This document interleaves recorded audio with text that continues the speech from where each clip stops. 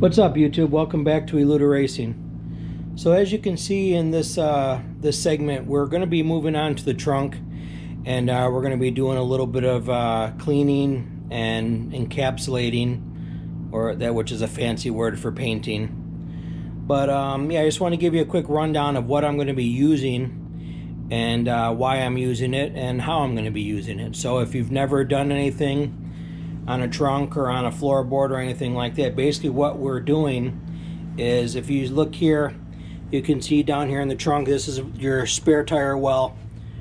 We've rubbed off the undercoating, the factory undercoating. We're getting a little bit of surface rust there. We've got a tiny bit of surface rust at a seam there, a little bit of rust coming through a seam there, and then back here by where the taillights are, just a little bit of bleeding of rust there. So what we want to do is, this trunk all in all is, I mean, it's in exceptional condition, and we want to keep it that way. So what we're going to be doing is we're going to be neutralizing this rust, and then we are going to be encapsulating it. And when I say encapsulate, what we are going to be doing is we are using essentially a metal prep, which is a fancy word for acid. It's a phosphate acid. And let's make sure, yeah, phosphoric acid is the true name of it. And it etches the metal, and then it neutralizes the acid, or neutralizes the rust. The acid neutralizes the rust. So what you do is you use the metal prep. This is made by a company called POR 15. And we're going to spray that on with a spray bottle, and then you let that do its thing overnight, and then you wash it off with just standard water and a sponge, and then you can encapsulate it. And Eastwood is the company that I chose to go with. POR makes a encapsulator, Eastwood makes an encapsulator, many choices. I just went with Eastwood because they had a good price and big cans, and I got it literally in 2 days. So that was my reasoning for going with that. Another thing we're going to be doing is we're going to be using a brushable seam sealer. Now after we prep the metal prior to encapsulating it, we're going to use that seam sealer, which is that right there, and that goes on with a brush. And what I'm going to be doing is, the seam sealer is going to be going anywhere where you have like a body line, and essentially where you have a seam or you have a crevice where water could accumulate and sit for a long period of time. It's kind of the same premise as when you're doing stuff in your bathroom or around your house. You use caulking to prevent water from getting in those nooks and crannies, those crevices, and deteriorating or causing rust in a car. So we're gonna prep this, clean it, we're gonna re-seam seal it, and then we will encapsulate it. Now, I have two forms of the encapsulator. I have the aerosol can, which I'm gonna use that for down here, down in the by the rear quarters on each side, and then I'm gonna be using it when I do the floor inside the car in the cab. So that's why I bought the can of the spray. I also have a brushable style, or brushable grade, and I'll use that for the whole floor down in the spare tire well, and then I'm going to be using that. That should be enough to do the entire trunk, and more than likely half of the cab of the car as well. So we'll see. I might have to buy another can. That can right there was, I believe, $52 online, free shipping, and I bought all this stuff just right off of eBay. You can go right through Eastwood, but it's the same price. They advertise on and they list stuff on eBay, so you're not spending any more. You're not going through like a third party or anything like that. It's just Eastwood just sells their stuff right on there. So these are the chemicals that we're going to be doing or using. If you are doing this on your car or truck for that matter, you're going to need a wire brush, and you're going to need a paintbrush, or you can use a roller. I would not recommend using a roller because there are body lines, and you know they make they roll these or stamp these panels, and they give that for stability. to keep the panels rigid and strong. So you're not going to get in there with a roller. I would use like I bought a 2-inch brush, and that's what I'm going to be using. And then that's really it as far as materials and tools. Now, as far as prep work, what you're going to want to do before you do anything is your trunk needs to be free of dirt, grease, oil, I mean, you name it, anything like that. You need to clean your trunk. So I pulled my obviously my trunk liner, my carpet is out of here. I vacuumed it really good. I hit these areas real good and vacuumed them all up. And I'm going to hit them again with this wire brush, vacuum it a second time, and then I'll go on to the acid, to the prep. So we're going to get this area cleaned out, and then we're going to go ahead and start doing some wire brushing. Now, the areas that I'm concerned with is anywhere where I plan on using the metal prep. I'm going to metal prep and spray the whole thing, but the main areas that I'm concerned with are the main rust areas. That's the area that you want to get rid of the anything loose.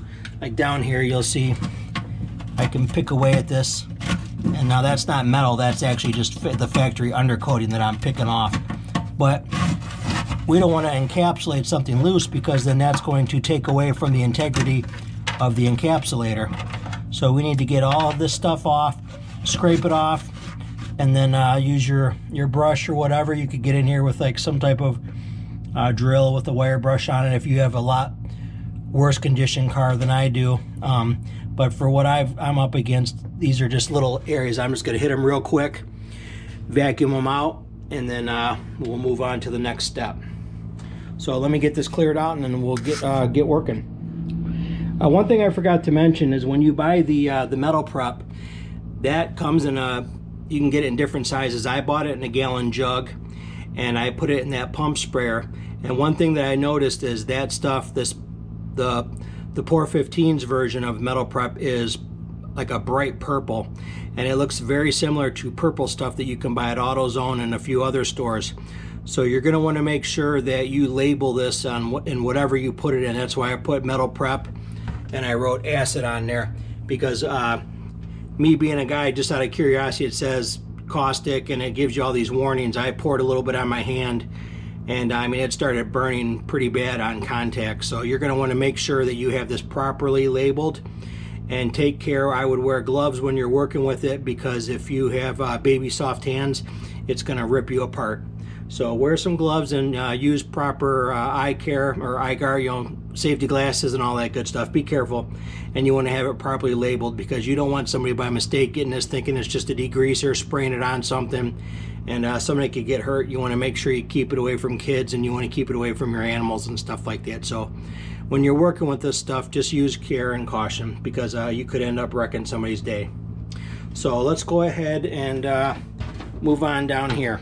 Now, like I said, all I'm going to be doing is I just want to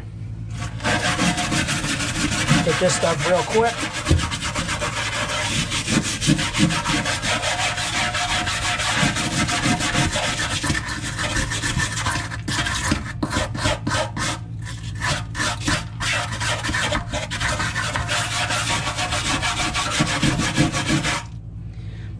And that's really all you got to do. Now, like I said, we're just trying to knock off loose stuff.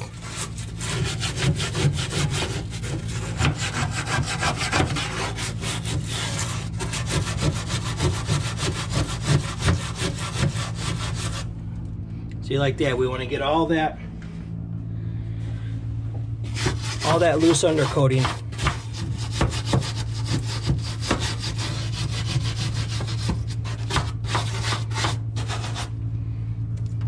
Got a little bit down here.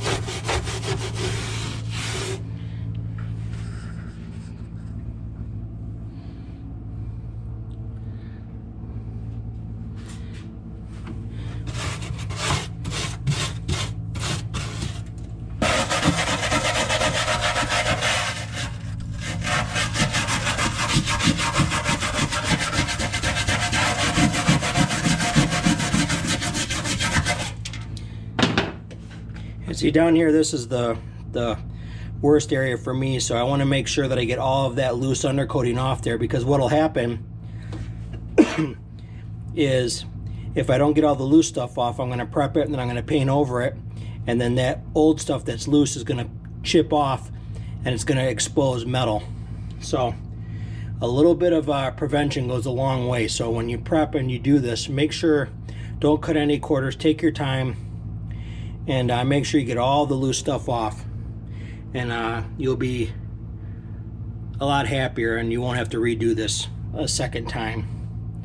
So I'm going to go ahead and I'm going to switch cameras. We're going to vacuum all this crap out, and then we're going to move on to some prep.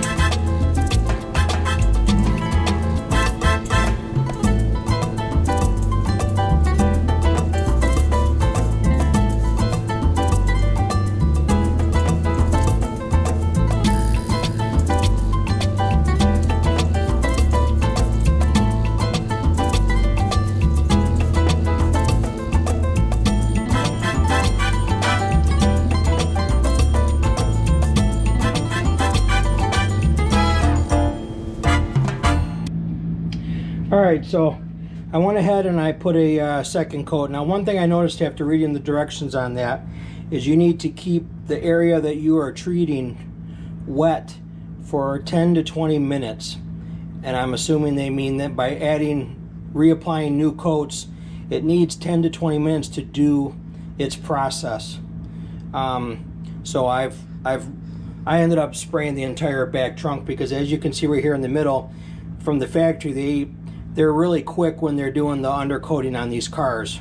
So they're doing their sides, they're doing the upper part, they're doing the rear taillight area. They weren't worried about getting every little thing. So that's essentially exposed metal right there in the middle. So I wanted to make sure all this was treated. So I went pretty heavy.